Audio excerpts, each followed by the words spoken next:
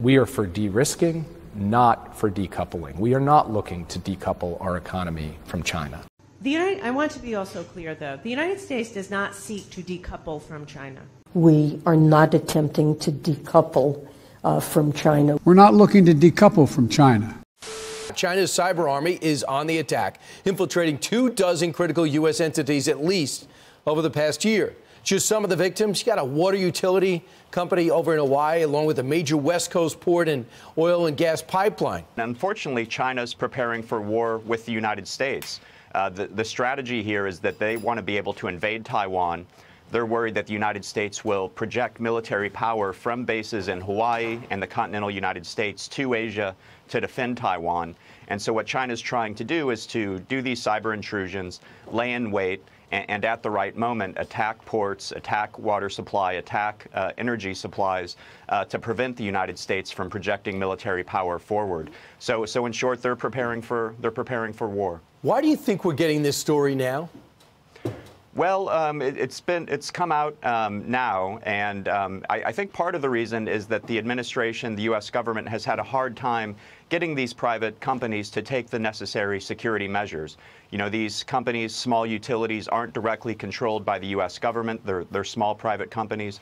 And so the Department of Homeland Security has tried to get them to increase their cybersecurity standards, has tried to get them even just to disclose that they have an issue. But often they don't want to do that. They don't want to announce to their customers that they have a problem, and they don't want to spend the extra money that would be required for cybersecurity. And now public pressure could actually make them do this. They might say, hey, listen, my margins are small.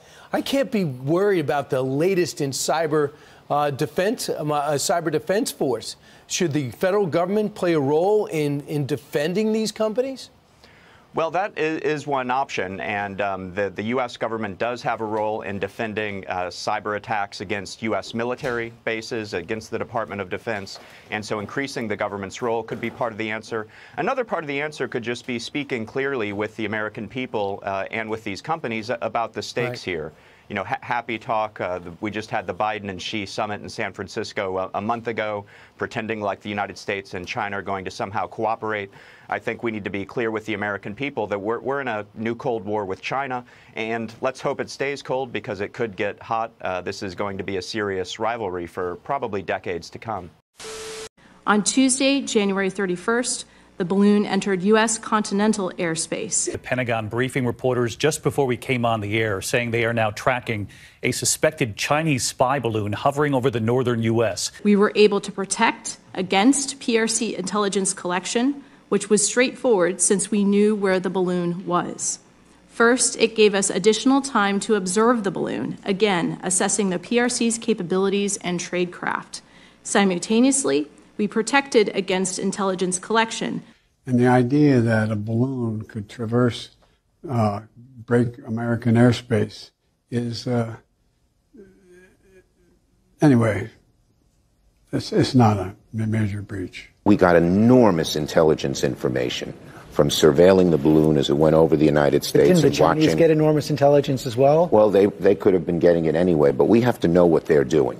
Because we knew its path, we were able to protect sensitive sites against collection. When this Chinese spy balloon was kind of transiting across the United States back in February, it was able to capture some images as well as collect some signals intelligence from some sensitive U.S. military installations. We are learning that this Chinese spy balloon actually was able to transmit this data back in real time to the Chinese government, and that the Chinese government had the capability to remotely erase the data that the Chinese spy balloon was collecting. So that raises questions about whether the U.S. government actually knows the full extent of what the balloon was able to gather. Is it a fair takeaway then that the Pentagon regrets not taking down the first balloon before it crossed the entire U.S.? Well, I'm not going to speak for the Pentagon. I can tell you that the president doesn't regret the way that we handled the first balloon. We're not looking to decouple from China.